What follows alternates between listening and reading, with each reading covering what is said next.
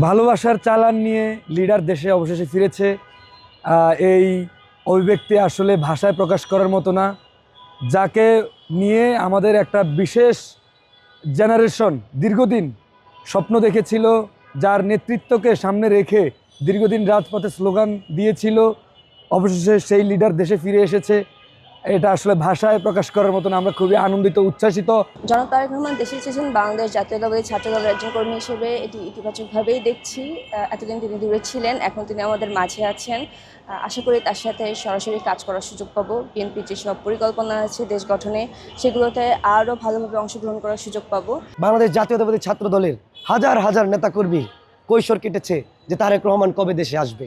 যৌবন কেটেছে নানা রকম অত্যাচার নির্যাতনের মধ্য দিয়ে। বাংলাদেশ জাতীয়তাবাদী ছাত্র দলের লাখ লাখ নেতাকর্মী দীর্ঘ সময় শুধু এই চিন্তা করে পেরিয়েছেন কবে আমাদের নেতা দেশে ফিরবেন, দেশকে নেতৃত্ব দিবেন।